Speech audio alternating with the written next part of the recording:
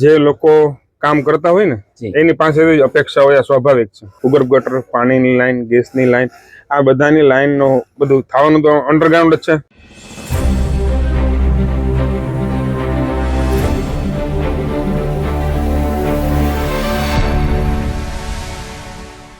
Hello and welcome to solid Sorath. હું છું પ્રતિક. આજે આપણી હારે છે એક એવા ગેસ્ટ જેઓ જર્નલિઝમ પ્રત્યે તેમનો ઝુકાવ હતો, જર્નલિઝમ પ્રત્યે તેમનો લગાવ હતો અને પત્રકારત્વના પાઠ પણ તેઓએ શીખ્યા હતા. પણ અંતે તેઓએ રાજનીતિની પીચ પર એન્ટ્રી કરી અને સારી એવી સફળતા પણ મેળવી. જી હા, ગૌરવ રૂપારેલિયા, જુનાગઢ શહેર ભાજપ પ્રમુખ, હાલ અત્યારે આપણી હારે છે. ગૌરવભાઈ, વેલકમ. ધન્યવાદ. અને પેલો સવાલ મારો એ જ આપને કે ભાઈ, જુનાગઢને આમ તો ભાજપનો ગઢ કહેવાય, હંમેશા વર્ચસ્વ રહ્યું જ છે ભાજપનું, પણ જે રીતે પક્ષ તમને જવાબદારી આપે તો તમારી પણ એક જવાબદારી બને ને કે ભાઈ પક્ષને વધુ મજબૂત બનાવીએ. તો તમારી કામગીરીને તમે અત્યાર સુધીની સફરમાં કઈ રીતે જુઓ છો? ભારતીય જનતા પાર્ટીમાં બૂથના પ્રમુખથી લઈ અને પ્રદેશના અધ્યક્ષ થઈ શકે આ તાકાત માત્ર ભારતીય જનતા પાર્ટીમાં જ છે. કોઈ કાર્યકર્તા અને કામ કરતા કરતા જવાબદારી મળે અને આ કામ ભારતીય જનતા પાર્ટીનો કાર્યકર્તા હોશભેર કરી શકે, કારણ કે Bharatiya Janata party cadre base party છે. અમારી પાસે પેજ પ્રમુખથી માંડી અને જે મહાનગરના અધ્યક્ષ સુધીની અમારી સંગઠનની રચના, જે સંગઠનની ટીમ છે, આ સંગઠન ટીમને પ્રદેશમાંથી આવેલ કાર્યક્રમો, પ્રદેશમાંથી જનજનને જોડવાના જે પ્રયાસો થઈ રહ્યા છે, એના આધારે 6/3/2025 રોજ જ્યારે મને ભારતીય જનતા પાર્ટી જુનાગઢ મહાનગરના અધ્યક્ષ તરીકેની જવાબદારી સોંપવામાં આવી, ત્યારે દરેક કાર્યકર્તાઓને સાથે રાખીને ભારતીય જનતા પાર્ટીમાં અમે ટીમ વર્કથી એક કામ કરીએ છીએ. ટીમ એટલે TEAM, ટુગેધર એવરીવન એચીવ મોર. ત્યારે અમારી ટીમમાં, અમારા કાર્યકાળમાં ભારતીય જનતા પાર્ટીના સૌ કાર્યકર્તાઓને સૂચવેલું કામ ને સોંપેલું કામ દૃઢતાથી કરે અને જનતાની વચ્ચે રહે એવો અમારે ભારતીય જનતા પાર્ટી છે. અન્યોની જેમ ઇલેક્શન આવે જ્યારે અમે લોકોની વચ્ચે જાય છે એવું નથી. ભારતીય જનતા પાર્ટી 365 દિવસ લોકોની વચ્ચે રહેનારી પાર્ટી છે. એટલે જ ભારતીય જનતા પાર્ટી કહેવાય છે કે પાર્ટી વિથ ધ ડિફરન્સ. અમારા માટે વ્યક્તિ સે બડા દલ और દલ સે બડા દેશ, નેશન ફર્સ્ટ, પાર્ટી નેક્સ્ટ ને સેલ્ફ લાસ્ટની ભાવના સાથે અમે દરેક કાર્યકર્તાઓ કામ કરી રહ્યા છીએ. અને એનું પરિણામ પણ તમે છેલ્લા દિવસોમાં જ્યારે ભારતીય જનતા પાર્ટીની જુનાગઢ મહાનગરમાં 48 કોર્પોરેટર ચૂંટાયેલા આવ્યા છે અને વોર્ડ નંબર 3માં જ્યારે પેટા ચૂંટણી પણ આવી, આ પેટા ચૂંટણીમાં પણ સંગઠનની સૌ તાકાતની કામમાં લાગીને અમારા ઉમેદવાર ત્યાંથી જીત્યા અને કમળ અમારા કોર્પોરેશનમાં નવું ખીલ્યું. બિલકુલ. અને એટલે જ રાજકીય વિશ્લેષકો હંમેશા કહેતા હોય છે કે ભાઈ બીજેપી ઓલવેઝ ઇલેક્શન મોડમાં હોય છે.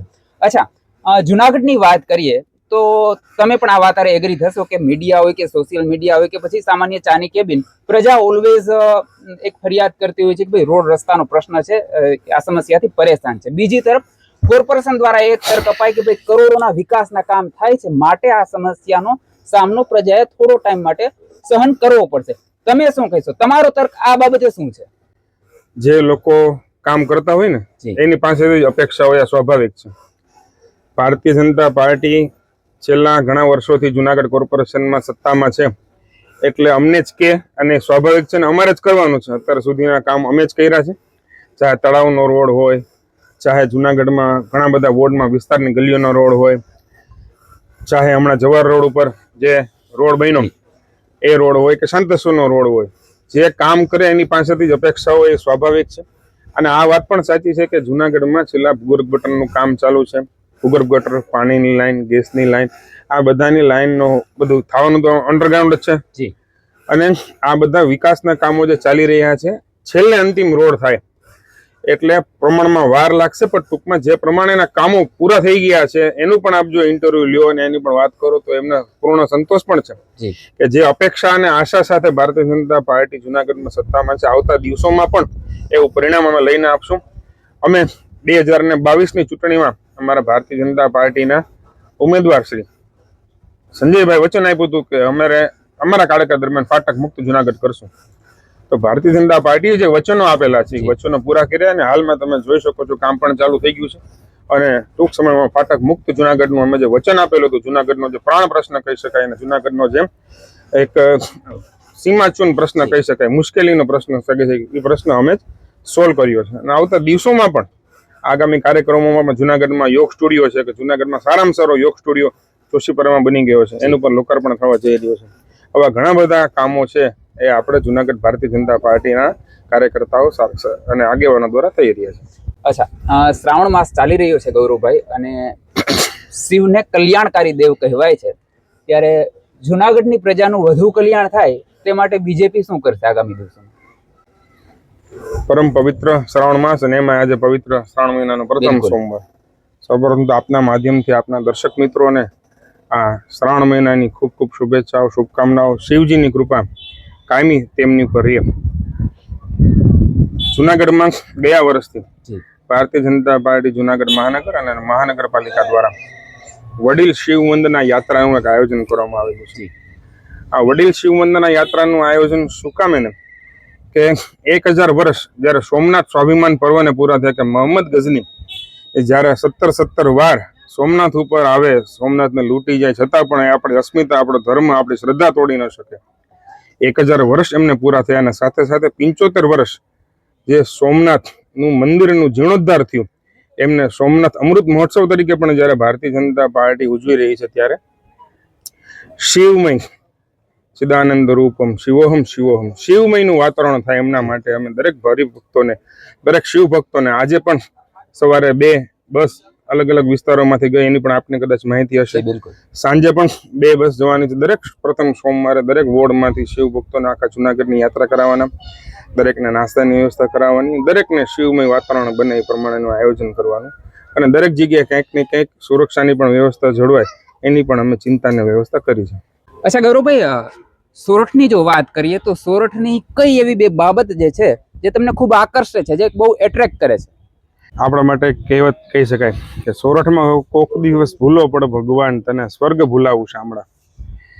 એવી જ રીતે સોરઠની જો વાત કહી શકાય ને તો સોરઠમાં હિમાલયનો પણ દાદો કહી શકાય એવો ગિરનાર, અને ગિરનાર માટે તો કંઈ એટલું ઓછું છે, પરંતુ વૃદ્ધો વડીલો માટે આશીર્વાદ સમાન રૂપ કહી શકાય કે નરેન્દ્રભાઈ મોદી પ્રધાનમંત્રી બન્યા બાદ જુનાગઢ મહાનગર ભારતીય જનતા પાર્ટીના સૌ આગેવાનોના પ્રયત્નોથી જે રોપવે સાકાર લઈ રહ્યો છે, અને ઘણા વર્ષોથી જે પ્રમાણે રોપવેમાં માતાજીના દર્શન કરવા માટેની ઈચ્છાઓ પણ ચડી ન શકે, તો અત્યારે જે 7 મિનિટમાં રોપવેમાં જઈને માતાજીના દર્શન કરી શકાય, હું માનું છું કે આશીર્વાદ સમાન છે.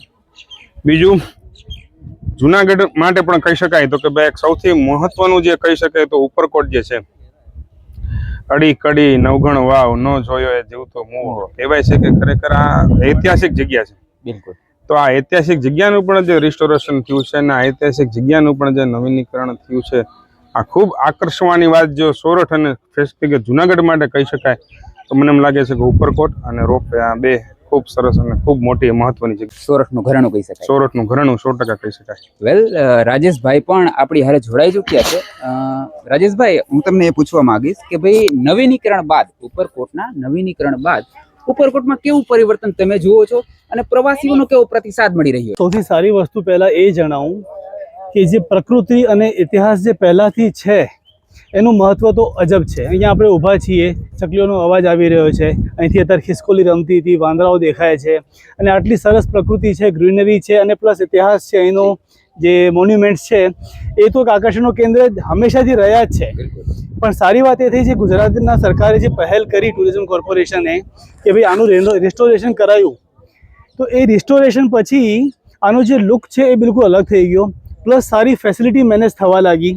લોકો અહીંયા આવીને જોયું તો પહેલાં જે નજારો હતો અને પછીનો નજારો જોઈને લગભગ 4 ગણું પ્રવાસીઓનો ફ્લો વધી ગયો છે. જે નવા ઉમેરા કરાયા છે સર્વિસીસમાં, એમાં તમને વાત કહું તો ભાઈ જે લોકોને ચાલવામાં તકલીફ હોય અથવા વધારે સમય ન હોય તો ગોલ્ફ કાર્ટની સુવિધા છે, લોકો સાયકલ લઈને ફરે છે, ભૂખ લાગી ગઈ હોય તો ફૂડ કોર્ટ પણ છે, બેસવા માટે ગઝીબો છે, બહુ સરસ છાયાવાળા બેન્ચીસ છે, જગ્યા આવા ડિસ્પ્લે કરેલા છે જે અંદરથી મળી આવેલું. આ બધું તો છે જ છે, અને દર વખતે કંઈ ને કંઈક અમે નવું કરતા રહીએ છીએ. ફોર એક્ઝામ્પલ કે આજ સુધી લગભગ 100 ઇવેન્ટ ઉપરકોટમાં થઈ ચૂકી છે. તો પ્રવાસી આવે છે ફક્ત એ વિચારીને કે મને ઇતિહાસ જોવા મળશે, એને બોનસમાં મળે છે પ્રકૃતિ, આટલું સારું વાતાવરણ, અહીંના ખિસકોલીને એ બધું, અને પ્લસ આટલા બધા સારા ઇવેન્ટ્સ. લેટેસ્ટ જો વાત કરું તો બહુ ટૂંક સમયમાં અત્યારે જે લાઇટ એન્ડ સાઉન્ડ શો છે એ સ્ટાર્ટ થવાનો છે. હવે લાઇટ એન્ડ સાઉન્ડ શોમાં આખું સોરઠની હિસ્ટ્રી કવર કરેલી છે.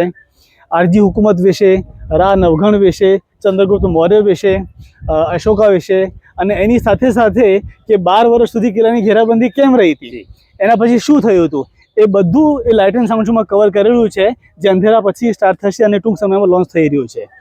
એની સાથે સાથે જે કોર્પોરેશન છે, જે સરકાર છે, એ એવી પણ વિચારણા કરી રહી છે કે અહીંયા સારું એક ફાઉન્ટેન શો પણ રીસ્ટાર્ટ થાય. તો બહુ સારી વાત છે કે કંઈક ને કંઈક નવું અહીંયા મળ્યા કરે છે ટુરિસ્ટને.